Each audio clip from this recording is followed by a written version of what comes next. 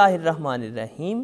عزیزان ارجمند، ہم course code 1919 عربی قواعد کا مطالعہ کر رہے ہیں اور ہمارے درس ششم کے حصہ سوم یعنی تیسرے حصے کے ساتھ میں سید محمد ریحان الحسن گیلانی، شعبہ فکر اسلامی تاریخ و ثقافت کی جانب سے علامہ اقبال اوپن یونیورسٹی کے ٹی وی اسٹوڈیو سے آپ کی خدمت میں حاضر ہوں. اچھا، اب یہ جو اسماء ستہ مکبرہ ہیں، اگر مصغر ہوں یا جمع ہوں یا پھر مضاف نہ ہوں تو ان کی حالت رفیع، نسبی اور جری کیسے آئے گی؟ جب یہ مصغر ہوں، جمع ہوں تو حالت رفیع، نسبی اور جری میں تبدیلی پیدا ہوتی ہے. وہ دیکھیے جی کہ مفرد تو تھا ھذا ابن، رأیت ابن، نظرت الی ابن، یعنی اب یہ وہ صورت ہے جب مضاف نہیں ہوں گے. اگر جمع ہوں گے تو پھر کیا ہوگا جی؟ ہؤلاء آباؤک. اب یہ ابن کی جمع آبا ہے تو آباؤک، رأیت آباءک، نظرت الی آبائک. تو آپ دیکھیں کہ یہاں پہ پچھلے والے مضاف اور مضاف الیہ کی نسبت تھوڑی سی تبدیلی ہے. اگر یہ مصغر ہوں تو کیا ہوگا جی؟ مصغر ہوں تو ان کی صورت مزید بدل جاتی ہے. جیسے ھذا ابی زید. اب یہ ابی، یہ چونکہ مصغر یا تصغیر کا وزن ہے، اب سے ابی بن گیا. ھذا ابی زید، رأیت ابی زید، یا پہ نصب کی صورت میں زبر ظاہر ہوگی. اور نظرت الی ابی زید، یعنی حالت رفیع میں اور حالت جری میں ابی ابی ہی ہے، جبکہ حالت نسبی میں یا پہ زبر ظاہر کر دی گئی ہے. اب یہ اسماء ستہ مکبرہ جب یا ضمیر کی طرف مضاف ہوں تو ان کا اعراب ایک دفعہ پھر پچھلے معرب کلمات کی طرح تینوں حالتوں میں تقدیری ہوگا. جیسے ھذا ابی، رأیت ابی، نظرت الی ابی. ایک نوٹ یاد رکھ لیجئے کہ فو کبھی فم کی صورت میں ہی استعمال ہوتا ہے.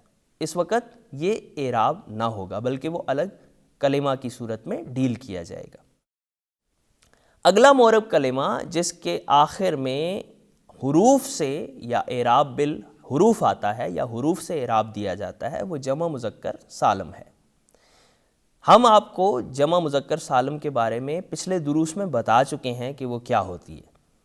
یہ وہ جمع ہے جس کے واحد کا صیغہ جمع بناتے وقت اپنی اصلی حالت پر رہے، یعنی اس کی بنا نہ ٹوٹے، تبدیلی نہ ہو، صرف آخر میں واو نون یا یا نون لگا دی جائے. جیسے صادقن، سچا، سے صادقونا یا صادقینا. یا وہ کلمات جو لفظاً یا مانن جمع مذکر سالم کے مشابہ ہوں، ان کا اعراب بھی یہاں پہ حرکت کے ساتھ نہیں بلکہ حروف کے ساتھ آتا ہے.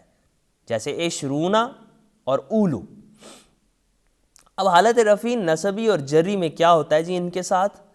تو ان تینوں کی حالت رفیع واو ساکن ما قبل مضموم سے، حالت نسبی اور حالت جری یا ساکن ما قبل مکسور سے آتی ہے. جیسے جاء الصادقون یا جاء صادقون. الف لام ہو یا نہ ہو، دونوں صورتوں میں ایسے ہی ہوگا.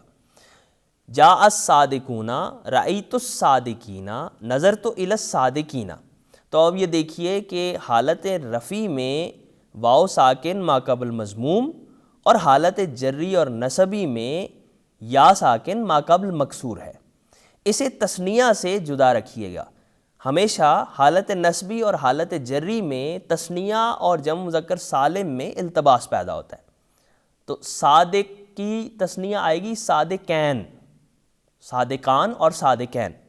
تو اگر یہاں پہ حالت نسبی اور جری میں تثنیہ ہوتی اسی لفظ کی تو ہم کہتے رأیت الصادقین. ہم رأیت الصادقین نہ کہتے بلکہ صادقین. نظرت الی الصادقین ہم کہتے، صادقین نہ کہتے. تو یہ کین اور کین کا فرق ہے جی. وہ کلمہ جو لفظاً جمع مذکر سالم کے مشابہ ہو، جیسے جاء عشرون رجلاً، 10 لوگ آئے، 10 مرد آئے، رأیت عشرین رجلاً، تو صادقینہ کی طرح عشرینہ ہو گیا، اور نظر تو الی عشرین رجلاً۔ پھر وہ کلمہ جو مانن جمع کے مشابہ ہو، جیسے جاء اولو مال، رأیت اولی مال، نظر تو الی اولی مال، تو اولو، اولی اور اولی، اب یہاں چونکہ یہ مضاف ہو رہا ہے تو اس لیے یہ ایسے آیا، واو یا اور یا۔ آگے دیکھیے جی کہ اگر یہ جمع مذکر سالم یا ضمیر کی طرف مضاف ہو تو حالت رفع واو تقدیری سے اور حالت نصبی اور جری یا لفظی سے آئے گی، جیسے جاء مسلمیہ، رأیت مسلمیہ، نظر تو الی مسلمیہ، تو مسلمیہ اصل میں مسلمویا تھا، یعنی میرے مسلمان آئے، یا ضمیر مجھ پہ دلالت کرتی ہے، تو میرے مسلمان آئے، میں نے اپنے مسلمانوں کو دیکھا اور میں نے اپنے مسلمانوں کی طرف نگاہ کی۔ اب آپ یہ کہیں گے کہ مسلمونا سے مسلمیہ کیسے ہو گیا؟ تو اس الجھن کو دور کرنے کے لیے انہوں نے آپ کو کچھ قواعد بتائے ہیں جو نوٹ کی صورت میں لکھے گئے ہیں۔ تو نوٹ نمبر 1 میں آپ کے یونٹ میں لکھا ہے کہ مسلمیہ اصل میں مسلمویا تھا، اصل میں مسلمونا اور یا تھا، تو مسلمونا میں نون جو اعرابی ہے اسے، نون یعنی جمع کا نون، اسے گھرا دیا گیا اور مسلمو یا کر دیا گیا، یعنی جب مضاف ہوتا ہے تو نون جمع نون اعرابی گر جاتے ہیں، یہ بھی آپ آگے کسی جگہ کسی درس میں پڑھ لیں گے کہ یہ کیا ہوتا ہے۔ تو واو اور یا اکٹھے ہوئے، پہلا ساکن تھا، اس واو کو یا سے بدلا اور یا کو یا میں ملا دیا، ادغام کر دیا، یعنی ایک یا کو دوسری یا پہ ملا کے اس کے اوپر شد لگا دی، اور یا کے ما قبل کے ضمہ کو کسرہ سے بدل دیا، چونکہ جب یا سے پہلے پیش آ جائے تو پڑھنا مشکل ہوتا ہے، تو قاعدہ یہ ہے کہ یا سے پہلے پیش ہو اور اسے زیر سے بدلا جا سکے تو بہت آسانی اور سہولت سے زیر سے بدل دیا جاتا ہے، تو مسلمون یا سے مسلمیہ ہوا، اور اس طرح اب آگے بھی مسلمیہ ہی رہے گا، چونکہ مسلمینہ سے بھی مسلمیہ ہوگا۔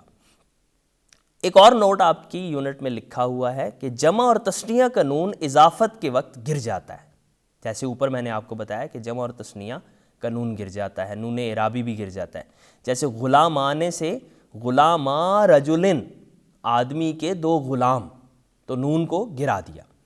طالبونا، طالبو المدرستی، مدرسے کے طالب یعنی طالب علم، تو طالبونا تھا، جب مدرسہ کے طالب علم ہوا یعنی مضاف ہوا تو نون گر گیا۔ عزیزان ارجمند، اب ہم اس کو ایک دفعہ پھر دہرا لیتے ہیں مختصر کہ ہم نے آج کے درس میں کیا پڑھا۔ ہم نے آپ کو معرب کلمات کے آخر کے اعراب سے متعلق بتایا، اور ہم نے آپ کو یہ بتایا کہ معرب کلمات کا آخر کبھی زیر زبر پیش سے بدلتا ہے اور کبھی یہ حروف سے بدلتا ہے، اور پھر ہم نے آپ کو بتایا کہ زیر زبر پیش سے بدلنے والے معرب کلمات کون سے ہیں اور حروف سے بدلنے والے معرب کلمات کون سے ہیں، اور پھر ہم نے آپ کو یہ بھی بتایا کہ ان معرب کلمات میں سے ہر ایک کی حالت رفعی، حالت نصبی اور حالت جری کیسے کیسے آتی ہے، اور پھر اس کی مختلف صورتیں بھی بتائی کہ اگر یا ضمیر کی طرف مضاف ہوگا تو کیا ہوگا، وہ کلمات جو اصل میں معرب کلمات جیسے ہیں لفظاً یا مانن، ان کی صورت کیسے بدلتی ہے۔ تو اس کے ساتھ ہی مجھے سید محمد ریحان الحسن گیلانی کو شعبہ فکر اسلامی تاریخ الثقافت کی جانب سے علامہ اقبال اوپن یونیورسٹی کے ٹی وی اسٹوڈیو سے آج کے درس کے لیے اجازت دیجیے۔ انشاءاللہ اگلے دروس میں جلد آپ سے دوبارہ ملاقات ہوگی۔ والسلام علیکم ورحمۃ اللہ وبرکاتہ۔